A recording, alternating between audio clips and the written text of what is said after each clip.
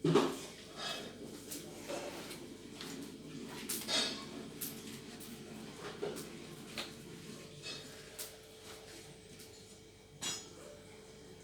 Friend, आज हम बात करेंगे एकक कोशिका की विमा संबंधी गणनाओं के बारे में। अब विमा संबंधी गणनाओं का मतलब क्या होता है? विमा का मतलब होता है जैसे लंबाई है, चौड़ाई है, ऊंचाई है, इसके अलावा क्रिस्टल का घनत्व है, इसके अलावा क्रिस्टल का द्रव्यमान है। इनमें अपन परस्पर संबंध कैसे ज्ञात कर पाए। तो यहाँ से अपन कहते हैं कि विमा संबंधी गणनाओं से संबंधित कोई टॉपिक तो आता नहीं है, एग्जाम में भी ऐसा नहीं आता। केवल जो सूत्र अपना आता है निकल के, वहां से संबंधित न्यूमेरिकल अपना एक आध हो सकता है, एक नंबर का कोई भी पूछ ले। तो यहाँ से अपन क्या करेंगे कि घनीय या क्रिस्टल जाला कोई भी है, उसमें अवयवी कण किस व्यवस्था में उपस्थित होते हैं, उसके अनुसार वहां अवयवी कणों की संख्या अपन को प्राप्त होती है।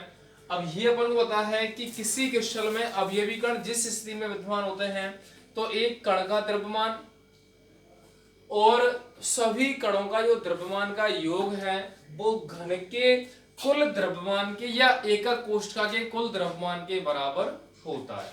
अब यहां से अपन कहेंगे, माना कि एक एकक कोशिका की आकृति कैसी है, घन के समान है, जिसमें कण सभी आठों कोनों पर विद्यमान अगर होते हैं, तो 8 कोनों पर जितना भी पार्टिसिपेट कण का होता है उसका अपन द्रव्यमान जोड़ दें तो उस घनीय संरचना का कुल द्रव्यमान यहाँ पे प्राप्त हो जाएगा। अब यहां से अपन कहते हैं, शुरुआत अपन करें डेरिवेशन के, कि माना जो एकक कोशिका है या घन है उसकी भुजा क्या मानी है अपन ने, स्मॉल ए। क्या मान रहे हैं अपन, भुजा क्या मान रहे हैं, स्मॉल ए। ये माना, कोई दिक्कत? इसको अपन क्या कर रहे हैं, एकक कोशिका की भुजा बराबर क्या है, ए। अगर ये घन है तो घन से संबंधित आयतन अपन को मिलेगा, या एकक कोशिका का आयतन क्या मिलेगा, ए क्यूब। कोई दिक्कत? केवल डिपेंड किस पे कर रहा है, भुजा पे। भुजा का मान क्या है, ए माना है, तो ए क्यू आ जाएगा। इसके बाद अपन कह रहे हैं, माना एकक कोशिका के में उपस्थित एक कण का द्रव्यमान, हमें पता है जैसे एफसीसी संरचना है, बीसीसी संरचना है, उन सभी में कणों की संख्या डिफरेंट होती है, और एक कण अगर होता है उसका अपन द्रव्यमान क्या मान रहे हैं, स्मॉल एम। माना एकक कोशिका में उपस्थित एक कण का द्रव्यमान क्या है, स्मॉल एम। अब ऐसा भी तो हो सकता है ऐसे कण बहुत सारे हों, 10 हो सकते हैं, 20 हो सकते हैं, 50 हो सकते हैं, उन संख्या को अपन कोई ना कोई वैल्यू माने। माना कि ऐसे कणों की संख्या कितनी है, जेड। या तो अपन जेड से शो करते हैं या कहीं कहीं अपन स्मॉल एन भी लगा देते हैं, लेकिन अपन ने यहाँ पे जेड लिया तो जेड ले लें, कोई दिक्कत नहीं है। अगर अपन ये कहें कि कण कितने हैं, जेड हैं, और उनका एक का द्रव्यमान कितना है, एम, तो कुल द्रव्यमान कितना हो जाएगा कणों का, जेड इनटू एम।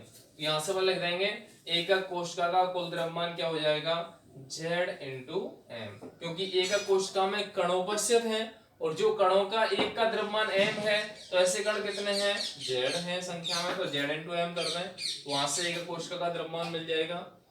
इसके बाद एक कण का द्रव्यमान क्या है, स्मॉल एम है, और कोई भी पदार्थ जो होता है, कोई भी कण होता है, उसका अपन द्रव्यमान निकालते हैं तो पदार्थ परमाणु से मिलकर बना होता है, और परमाणु अपन कहते हैं कि परमाणु द्रव्यमान है उसको मोलर द्रव्यमान के संदर्भ में अपन डिनोट करते हैं, क्योंकि एक मोल जो पदार्थ है, एक मोल जो पदार्थ है उसका जो द्रव्यमान अपन को मिलता है उसको अपन क्या कहते हैं, मोलर द्रव्यमान। तो एक कण का द्रव्यमान क्या मिलेगा अपन को, मोलर द्रव्यमान अपॉन अवोगाद्रो संख्या। मोलर द्रव्यमान अपॉन अवोगाद्रो संख्या। मोलर द्रव्यमान कैपिटल एम माना है, अवोगाद्रो संख्या क्या मानी है, एन ए।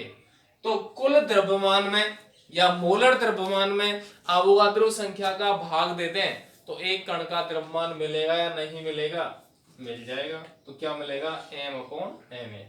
यहां से अपन ने कुल द्रव्यमान लिया है जेड इनटू एम, तो एम की जगह अपन क्या रख सकते हैं, ये value capital M upon N A, तो यहां से रख दिया तो Z into M upon N हो गया। अब दो वैल्यू अपने पास मिल गई, एक तो क्या है एकक कोशिका का आयतन, और एक क्या मिल गया, एकक कोशिका का कुल द्रव्यमान। एक द्रव्यमान है और एक आयतन है। हमें क्या ज्ञात करना है, घनत्व, और घनत्व बराबर क्या होता है, द्रव्यमान बटे आयतन। एकक कोशिका का घनत्व D बराबर एकक कोशिका का द्रव्यमान अपॉन एकक कोशिका का आयतन। अब यहां से बने क्या रखा, द्रव्यमान रखेंगे तो क्या आएगा, Z into M upon N A. और आयतन आया तो वो क्या लिखा अपन ने ए क्यू। तो यहाँ से अपन को मिल क्या गया, डी का मान कितना मिल रहा है, डी बराबर Z into M upon N A into A. तो ये स्थिति किसके लिए आती है, घनत्व, द्रव्यमान और एकक कोशिका के आयतन के मध्य संबंध के लिए। ठीक है, क्लियर सी बात है। यहाँ कौन कौन सी वैल्यू है, डी बराबर क्या है, एकक कोशिका का घनत्व, जेड बराबर है एकक कोशिका में उपस्थित कणों की संख्या, एम बराबर है पदार्थ का मोलर द्रव्यमान, एन ए बराबर है अवोगाद्रो संख्या, और ए क्यू बराबर क्या है, घन का आयतन। ठीक है, एक मैं क्वेश्चन बता रहा हूं, उसके अकॉर्डिंग अगर बात बन करेंगे तो वो हो सकता है। क्वेश्चन अपना क्या आएगा, माना कि लोहा, माना कि लोहा है, उसकी एकक कोशिका की लंबाई कितनी है,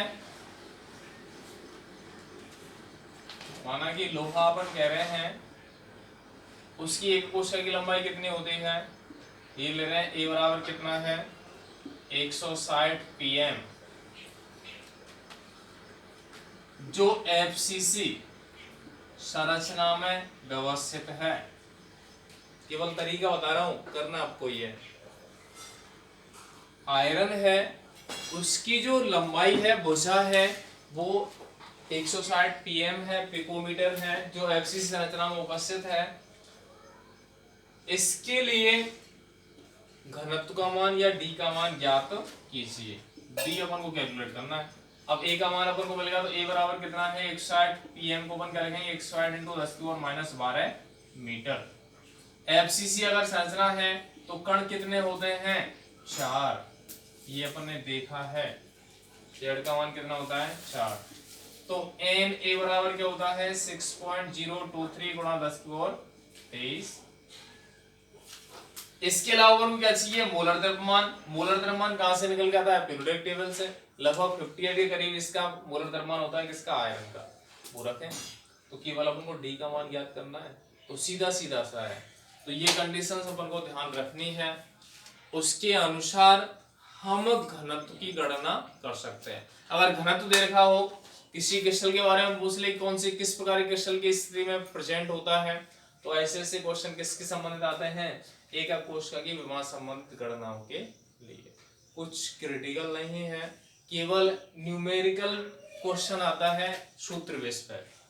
और सूत्र बेस पर क्वेश्चन है तो केवल अपन को पता होना चाहिए कि जो वैल्यू है वो कौन कौन सी है।